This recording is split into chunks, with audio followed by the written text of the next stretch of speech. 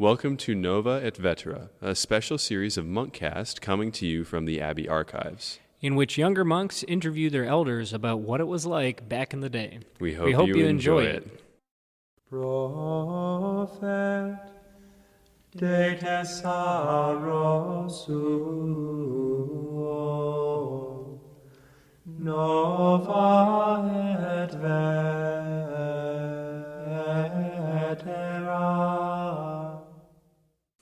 Hello, Listenerland. We're a couple of novices of St. Benedict's Abbey, and we wanted to introduce the concept behind the podcast in this special series of Nova et Vetera. That's right. And this came out of a novitiate project that we're doing. What's a novitiate project? A novitiate project is something that the abbot asks you to do when he wants the oral history of the monastery taken down, and you have lots of free time as a novice, so you can do that. That is an explanation of what a novitiate project is. Another way to think about it is it's almost like an Eagle Scout project for the monastery, where you of your own initiative, novices has a chance to give back to the abbey and contribute to the life. But it's true that Abbot James kind of mentioned to us that it would be a great idea for a novitiate project to gather oral histories of our elders. In a way, this podcast is dedicated to Father Dennis Mead, who was the archivist here. It was great to get to know him in the last year of his life. Recently passed away, and we wanted to. He was really at the top of the list to get a lot of stories. He was teaching us the history of St. Benedict's Abbey here before he died. So what we'd like to do is share with the listeners of MonkCast selections from the interviews we've been doing. First one coming your way is from Father Duane Roy, who was the prior at our priory in Brazil for many years. And I sat down with him and asked him what it was like in Brazil, how the priory got started, what his experience was like, what we've learned from it. The big questions that we ask towards the conclusion of each of the interviews center around the experience of the monk in their time here, and what it is that they wish to pass along to the younger generation. So one of the big things is what is the thing that you found the most surprising about being a monk of St. Benedict's Abbey, and then what is your favorite line from St. Benedict's rule, the rule that we live, and that they've been living for much longer than we have, and if you had a piece of advice to pass along to a novice that was listening to this 50 years from now, what would you say to that novice? Someone who's new to life at St. Benedict's Abbey and maybe could stand to learn from the experience of someone who had gone before them. And then we also ask them to conclude and end each session in prayer. Yep, and so in that way it's a way to share the Nova et Vetera, the new and the old.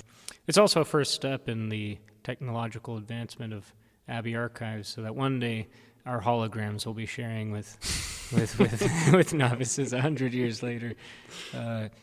Hopefully some wisdom and experience we've picked up. Well, we hope you enjoy Nova et Vetera. Nova et Vetera.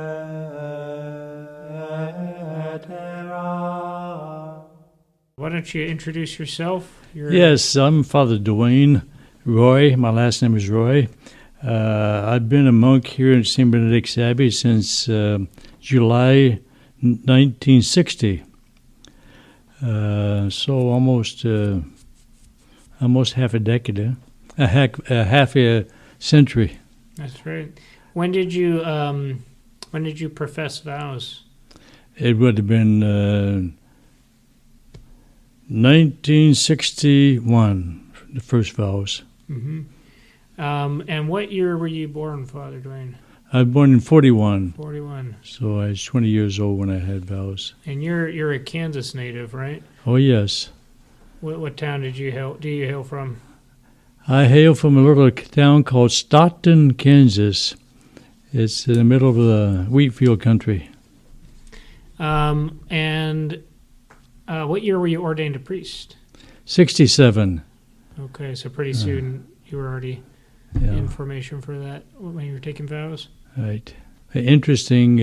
I did all my theology here at the Abbey. Oh, okay. At that time, we had a fine teaching staff. Mm-hmm. I was very pleased with our teaching staff with theology. Mm-hmm. What brought you to the Abbey in the first place? What's your vocation story? I came as a student, and within a semester, I guess I kind of, you might say, enthused about the young monks here. And I talked to my prefect in Freshman Hall, Father Matthias Smith, and he says, he encouraged me quite a bit, but he said, well, I had to get better grades. But then after the second year in college, I decided to join a monastery. So I entered novitiate in July, and then that interesting was the largest novitiate class we had here. We were 16. Of course, there was only 5 of us Kansas, but another 11 came from New Jersey Monastery, St. Mary's in New Jersey. And it was a very interesting group. You know. Is that when St. Mary sent them over here for novitiate, and then they went back to St. Mary? Yes. Okay. What was your experience of formation like? I enjoyed it. I considered that we had very good leadership here at the monastery. The group of clerics were excellent guys. We had probably about 30 clerics up on the 3rd floor. Very edifying men. What was a day in the life of a novice? Father Francis Broderick was our novice master, and he was stricter for keeping the place clean and organized. And so we did a lot of cleaning around this house.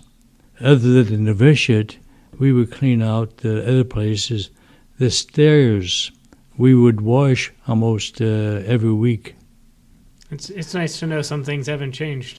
Why don't you introduce us to Brazil, and I guess first of all maybe some of the Abbey's history in Brazil. Yes, it was already when I was a novice.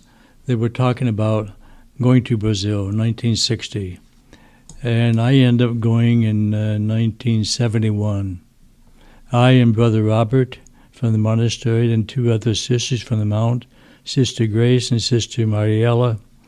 So 4 of us journeyed together. There was already Benedictine sisters there. In the city's called Mineiros. The founding fathers was Father Matthias Smith and Father Otho. He was an elderly man. He had experience in chaplaincy in the United States Army. Then also Father Stephen Burns. He didn't stay too long in Brazil, maybe a year or 2 at the most. I guess he didn't feel he could adapt. But Father Matthias, he was a champion, excellent prior. They arrived there in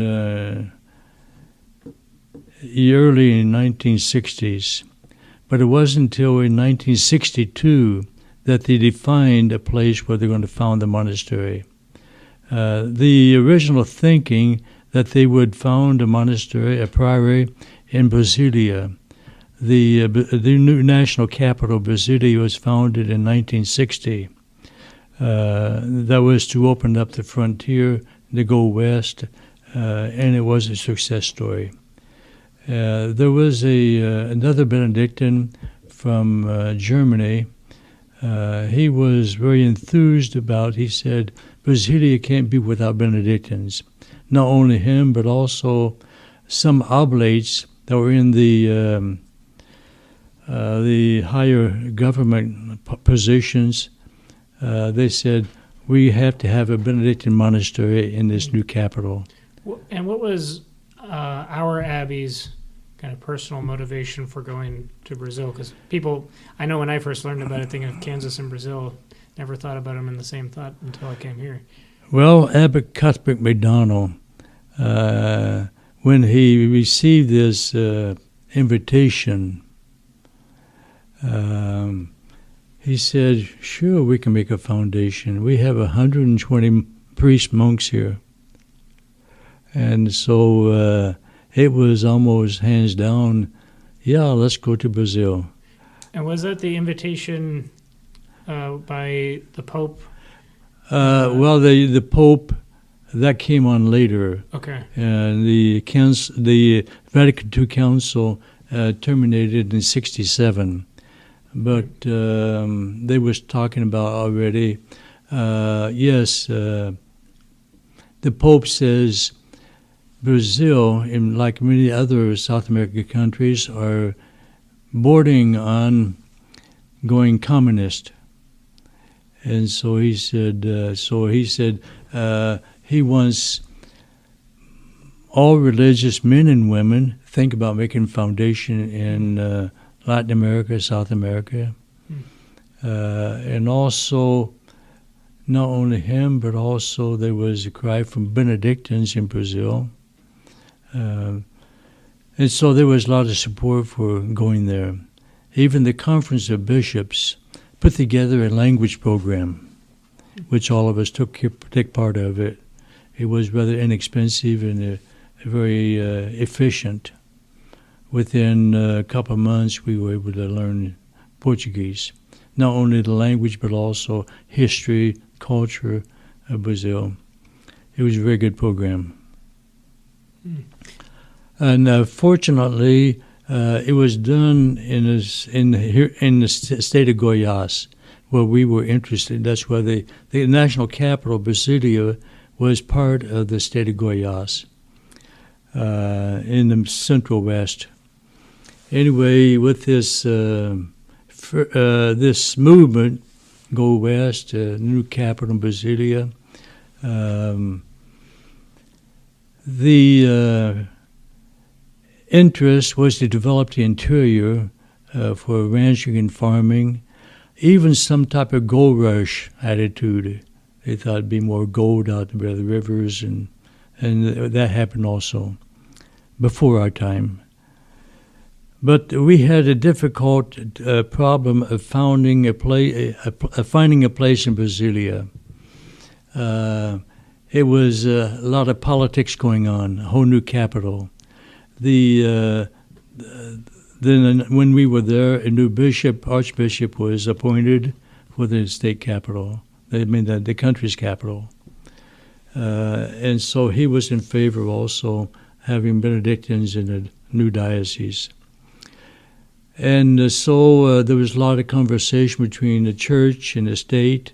And the local mayor was favorable, but he wasn't too much attuned to giving strangers free land in the city.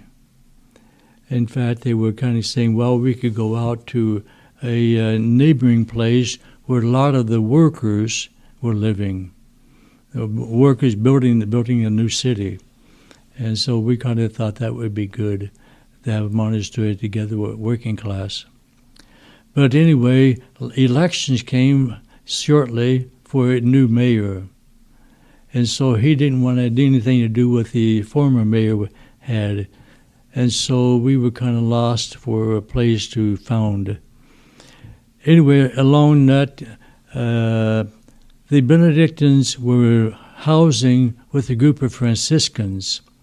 They had a house, a parish in Brasilia, in a neighboring city also. And one of them was made bishop, and he in the interior of the state of Goiás. Anyway, he almost had no clergy. And there was a group of Spanish Augustinian friars who were there for maybe 20 years, but they were on the way out. And so they were leaving the diocese without maybe 3 or 4 religious priests. And so this new bishop, his name is Coscia, he's of Italian descent, Benedict Coscia. He heard about the Benedictines wanted to found a priory, and so he did most he could to get us there in his diocese. The diocese is called Jatai. It's the name of a honeybee, Jatai. Anyway, and so what happened, he offered to take Father Matthias to all the parishes in his diocese. So they spent about a week visiting different parishes. And when they got to Minators, the Augustinian friars were on the way out. And the people just finished building a new church in 1958, and this was 1960. So, build a new church, but they don't have no priests anymore. So they heard about these Benedictine priests looking for a place, and so they put on a big show to receive these Benedictine priests coming with the new bishop. And so that were kind of, and also what convinced Father Matthias, our new prior, is that this nice church even had a marble altar in it. And so he kind of says, well, we like the place, but we have to check out with our superiors. So we say, well, you might be hearing us in the near future. And so that's what happened. They communicated with the chapter here in Atchison and decided that, yes, let's found, not in the national capital, but in the upgrowing city in the frontier of Brazil. The population at that time was about 10,000. Last year it was 70,000, and there was 70% of them are Catholic. Wow. Another interesting thing that shortly before we got there, the Presbyterians came into town with a lot of strength.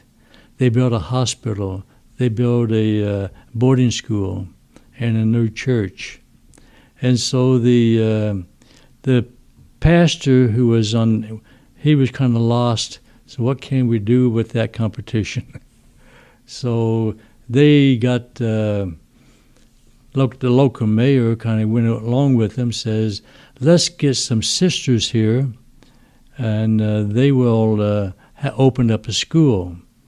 So the local population built a school, 2-story school, and rooms for the sisters to live. It's supposed to be a boarding school, a girls' boarding school. That's why it was built rather large with rooms and auditorium, in fact. Anyway, this place becomes a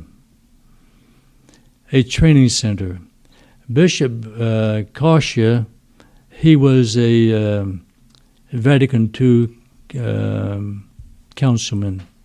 And so he was in tune with all the new novelty about the Vatican II, especially with the formation of a laity. And so he wanted all his parishes have a place where you have formation programs. And since we had that school built already, and the sisters, about that time, the Benedictine sisters were coming into town. This was back in 1962 was the official founding of the St. Joseph Priory. It wasn't too long after that the sisters, Benedictine sisters from Atchison came to town also. They started out with 4 or 5 sisters. Are they still present there? There's no Americans. There's 5 Brazilian sisters. Oh, okay, great. It's like Priory St. Joseph. They're all Brazilians. Yeah. I was the last of the Americans. Bishop Herbert, he was there until the early 2019. He died in January, and I left in September 2019. And how did you come to Brazil? Well, first of all, I was very enthused about going to Brazil. I saw the enthusiasm when I was a novice. And one day I was just talking to a colleague and said, I already had a master's degree. Was that in library science? Library science, yes. And one of our monks down there had a car accident. And so Abbott says, Abbott Thomas now, as Abbott here in Kansas, he says, we'd like to send 2 more. I said, well, I'm a volunteer. He said, well, we need another one. Well, I heard that Brother Robert is interesting also. And so we paired up and we convinced the Abbot that we'd be good additions there. Anyway, we left in 1971, in September 1971. Mm-hmm. So does that mean the foundation was almost 10 years old at that Right, point? yeah. Mm-hmm. The foundation is 1962. That's when the monks took over the local parish, Yeah. the Holy Spirit parish, with the new church. And anyway, when we got there, Brother Robert and I, the monks were starting a agricultural expansion program. They saw how people were farming and said that's kind of outdated. They were tearing down kind of trees in near swampy area because they were wanting to plant rice. That was a big produce at that time. But Father Eric had some classes at Benedictine College in agriculture. And he said this type of land that he could speculate on is rather cheap because it doesn't produce even enough grass for cattle grazing. And so he said, I can make that fertile by applying agricultural lime. Anyway, he was successful. He even put together a cooperative, a farm ranch cooperative. Interesting today, that is the largest business operation in the city of Mineiros. Later on, he even went into dairy cattle, crossbreeding. He knew the capacity of crossbreeding. He used an excellent Holstein bull with the local Brahmer, would have the high, the degree of immunities, yes. Yeah. So it was a very successful project. So was this a way in which this was kind of part of the work of the monks, how you were also supporting yourself, was Right. developing this agricultural... And also it was a kind of a show place. It showed the local people who were ranching and farming that, of course, nobody had much machinery, a lot done by hand, and by ox cart and plow. And anyway, Father Eric was able to get some machinery for our own, and we were plowing. And he purchased a piece of property. And with the help of the state agriculture department, he got some lime, agricultural lime, put on it, and planted rice. And the people saw the harvest of rice. They couldn't believe it. You know, and that piece of land was considered useless. So, and then after that, it kind of snowballed. Everybody started buying equipment for farming. Of course, ranching went on. Mm-hmm. What were some of your duties when you arrived? I was mostly in pastoral work. Mm-hmm. Just give you an idea that we had, by when I got there in 71, we had in charge of 3 parishes in 3 different counties. And so we were using a lot of manpower, and we had do a lot of driving. But as our bishop had very few priests, so we kind of stretched ourselves out thin. Brother Robert had a lot of experience in farming here in Kansas, and he was a success in his introducing farming in the middle of Brazil. And also he was very capable of maintaining machinery, which was a very breakthrough also. But what we were doing mostly in my work was interesting. A new guy on the block has to do all the weddings. So, well, maybe after 10 years, going a little further down, our diocese adopted the implementation of permanent deacons. And so that was a real breakthrough also. I helped the bishop the formation of these married men. We had 3 in our parish who were ordained permanent deacons. And that was it still is a very, I think my idea is that a very important, I call the permanent deacons kind of a walking catechism. Mm-hmm. You know, he's visible in society, he's well known, well respected, and people can ask him anything. So did the communities there take to it pretty quickly? Very, very well. Mm-hmm. I mean, these guys were very competent and generous. But unfortunately, the program didn't go on. We still have deacons that are ordained 30 years. But it's interesting, the new bishops weren't too enthused about permanent deacons. We haven't had an ordination in the last 25, 30 years. But that's another bag of worms. But, of course, we do have Eucharistic ministers, men and women, and that is very important also, especially outreaching to the sick, the hospital. Would you believe now this little town has 5 hospitals? Wow. And 4 colleges? I mean, things have really grown in the last 10 years. The Benedictines, of course, we have a lot of experience with school, high school, and grade school, and college here in Kansas.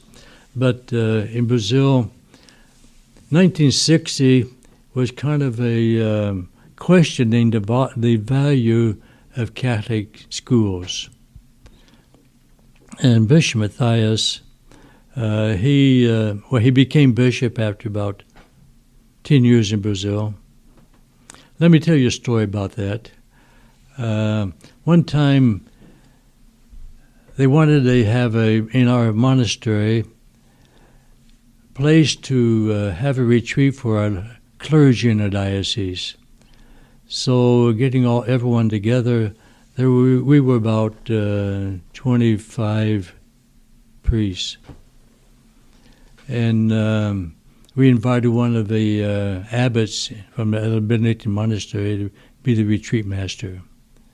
So the opening conference was very good, and then there was a meal afterwards, of course, evening meal. We had a cook. She was quite successful, but she went to buy gelatin to serve as a dessert.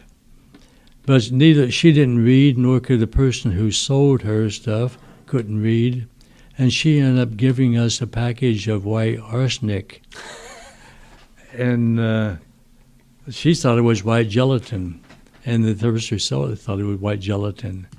And of course, we ate this gelatin. It was very tasty, and but Matthias, he had the evening mass. He had to run for that mass. He couldn't stay for dessert. So he didn't eat anything like that. But during the night, a lot of priests were getting diarrhea, vomiting, and so, of course, he would rush them to the hospital.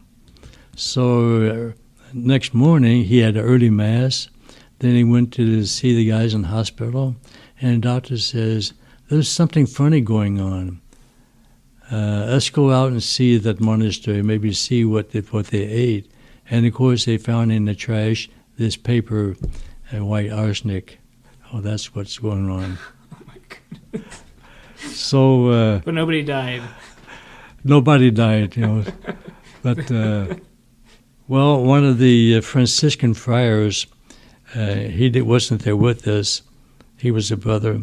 He called the bishop, who was in the States that time, and he said all the monks and the priests got poisoned, and the bishop thought, they died? Wiped out my diocese. But an otherwise successful cook. Yes. But anyway, it was an event. We spent about 3 nights in the hospital. Fortunately, the retreat master, he was from the famous city Sao Paulo. His brother had an airplane, so his brother came to pick up his brother, take him back to the monastery. But in the meantime, somebody said, have him bring back some special medicine to combat this poison. So with that, he arrived during the day, the first day we were in the hospital. So we got that application. So nobody seriously sick. But after about 3 days and 3 nights in the hospital, doctor said, you can go home, but nobody leave town. And it's good to drink a lot of liquids, even eat a lot of sweet stuff. So there we were playing cards, drinking pop, and eating candy. Of course, the retreat master said, hey, it's too bad I couldn't stay there. I mean, it would have been a nice retreat thinking about death and dying, but that was, it went down in history. Yeah. And the bishop didn't lose any priests. Speaking of bishops, can you tell us a little bit about Bishop Matthias? Well, Bishop Matthias, he's impressions? just a general swell guy. He became an excellent bishop, a famous bishop, because of his capacity and generosity and humility. He started out as auxiliary bishop in the local diocese. The ordinary was talking about dividing the diocese. I mean, it's still one. He didn't divide it, but he was talking about it. It's one of the largest territory dioceses in the country. Anyway, they want to divide it north and south or east and west. Well, they disagreed on that. One wanted to divide north and south. The other one wanted to divide north and west. So at this, seeing that this division is kind of difficult between the two of them. And so the apostolic delegate says, well, I give Bishop Matthias a whole new diocese, seeing in another place. And so he went to a neighboring state. In fact, it was a rather poorer place. But he was a champion for supporting the poor, organizing people. He was made bishop in 1972. So he didn't see the construction of the new priory. Ralph and Herbert came along shortly after they took over the parish. And the priory was built in 1964. And so Father Ralph soon became prior, and he was also very able in terms of construction work. There was an architect in town who had finished building a new hospital. And they said, well, since he's here, let's have him project for us a new priory. So that same building still stays after, in 1964, it was inaugurated. anyway, Bishop Matthias was a popular man because of his energy. In fact, he was called upon give certain talks in Canada, Central America. He even gave a talk to abbots in Rome, Congress of Abbots. He's a very vocal speaker and very good, well-versed man. But he died young in 1992. He had heart problems. And, of course, a good man, you can't keep him down. He's on the go, and I guess he overdid it. And so he got up early in the morning, was feeling well, and it was his, I guess, his ongoing prayer, pray the rosary, walking. And so he was walking around the plaza, and he fell dead. And, of course, that shocked the whole world almost. So Yeah. back to your time there. How many years in total were you in Brazil? I came back last year, 2019, after 47 years in Brazil. Wow. So I'm sure you weren't saying weddings all 47 years. So, Yes. So can you describe more of what your experience was there? Well, I told you we'd taken care of 3 parishes one time. At one time, about 10 years, I was pastor of the 2 outside parishes. It was like I'd go Saturday afternoon to one parish, the furthest one, stay overnight there, had the Mass the Saturday night, and again Sunday morning, then come back to the other parish, the smaller one, Our Lady of Grace Parish, and I had Sunday afternoon Mass there, then come back home for the week. So that would tie me up only Saturday afternoon and Sunday morning. That went on for about 6 years. Then I came back to Manatus. Well, I've been stationed back in Manatus. I became pastor of the Holy Spirit Parish. Then also I started teaching in the first college in town. It wasn't our college, it was, but Father Eric was kind of a co-founder. And so a lot of people in town kind of say it's a Benedictine college. But we taught there about 10 years. What's the name of the college? Uni Femes, like university. Femes means Welsh in Portuguese, faculdade, the college, the municipal college of Manatus. College is faculdade, means FF, so university, faculty, Manatus. Anyway, it now has 2 schools of medicine. What were you teaching when you were there? I was teaching sociology. Eric was teaching mathematics. Joaquin had a degree in psychology then. Josias, he taught also. He was kind of newly in getting his degree. But it was interesting. One high point in my career, I was teaching a group of, it was sociology applied to the pedagogy course, teacher training, and also to the business course. Sociology is trying to show them how society works, the different social institutions. Anyway, I was teaching sociology. I thought I had a good program for the day. And, well, the students are kind of getting up and going out. I don't know if they're getting coffee or going to the bathroom. And they weren't paying attention. And I just threw my notebook up in the air. And it hit a fluorescent light. And it broke, came down. And it made a big mess. And anyway, after that, several teachers came around thanking me, congratulating me.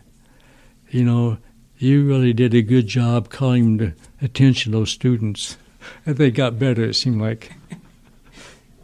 And after the college, what kind of work were you engaged in? Well, we stopped teaching because we were more involved in parish life and formation.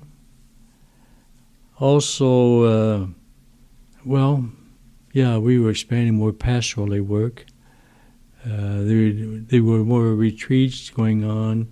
We had working with the Kusila movement, with marriage encounters, and so it was kind of and also Eric was with cancer, and so I took over his job as pastor, and then after his death, I continued for a while.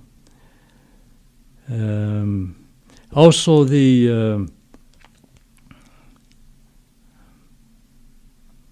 of course, the confessions, and we had some new vocations coming in. We kind of take turns who we gave classes to them. I was novice master more than one time. What kind of classes were offered? Well, mostly for, history of monasticism, Bible studies, the rule. In fact, made me have to do a lot of reading, studying, preparing for classes. Another aspect of we stopped teaching was not only the pastoral work, but pastoral work is expanding. You know, the more people in the hospital visit, elderly population, even the youth ministry. With the ordination of new guys like Father Josias, Father Vinicius, Joaquin was ordained not too late after about 10 years after I got there. When I got there in 1971, Joaquin was already a candidate, and Jose Machado, he was our first priest. He was already in philosophy. We sent him to another monastery in Brazil for his philosophy and theology. So he came back in around, I would say in the early 80s, he was ordained, our first Brazilian ordained. Then Joaquin, not too much after that. Then Josias, shortly after that. 1992, Herbert was made bishop. And then after about 10 years, when Bishop Matthias was assumed in a new parish in a poor area, he asked Father Kieran to help him be kind of his pastor of the parish, of the cathedral church. And so Kieran spent about 10 years with him. So Bishop Herbert, after about 10 years of bishop, he asked me to be his vicar general. So I was with him from 2002 to 2010. One time when I came back from after my 8 years with Bishop Herbert, they made me prior again, as well as novice pastor. And when Father Tiago comes along in his monastery, very mature person, competent, we decided to get him into a program for formation work, which he did about 3 summers. He did. So he's a very capable person for formation work. And just last couple weeks ago, we got 3 guys coming in Yeah. under his supervision. So over the years, we have learned and tried to put together a good community life. Father Eric was involved in a lot of stuff, but he would rare that he would miss a meal or miss a prayer service with us. And that was kind of a good news for all of us, I think. Yeah, we're busy, but we try to live the monastic life. Well, thanks so much for taking the time to share all this with us.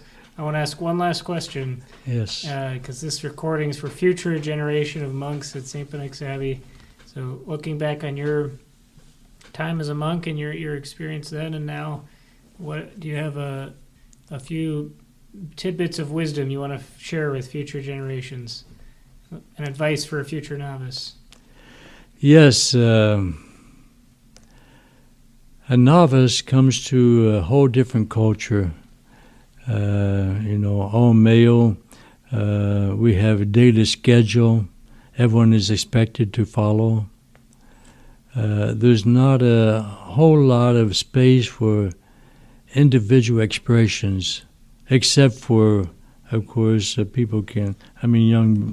Young men can do, excel in music or, in different projects, as long as it's approved by our superiors, of course.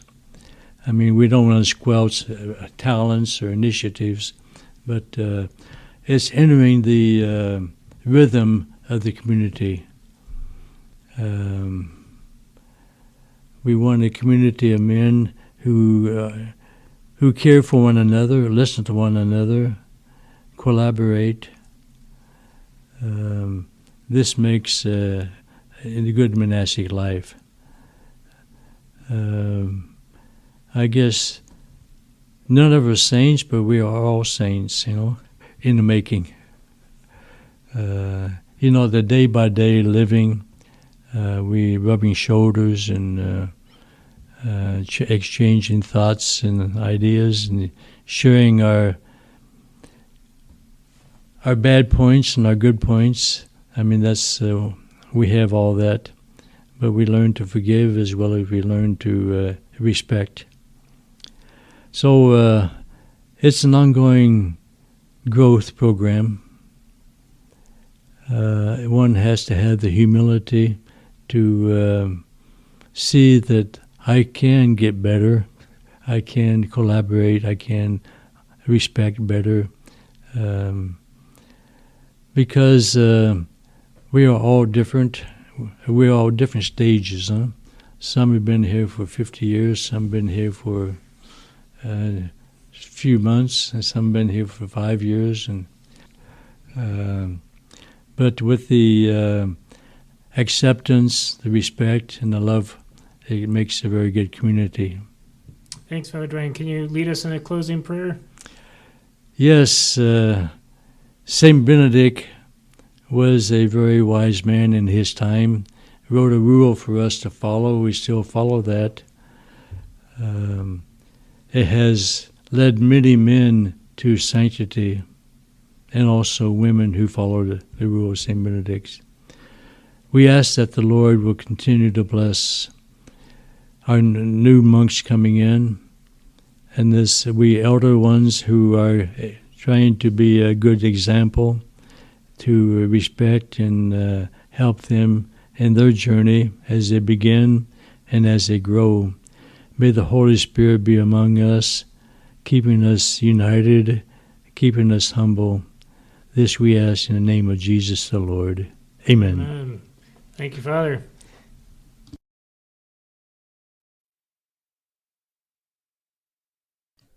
Welcome to Nova et Vetera. Oh, come on. Dang it. I mispronounced it, didn't I? You put the emphasis on the P. It's Vetera. Look, I'm just trying to read it. Nova. Nova. Welcome to Nova et Vetera. Dang it, I did it again, didn't I? Welcome to Nova et Vetera. It's like McDonald's, except you're getting the ancient and new wisdom of the church. Welcome to Nova et Vetera. What can I give you? And less cholesterol. We hope you enjoy it. We hope you enjoy it. We kind of ran over each other there We just did. a little We bit. got- Sorry. Okay, one more time.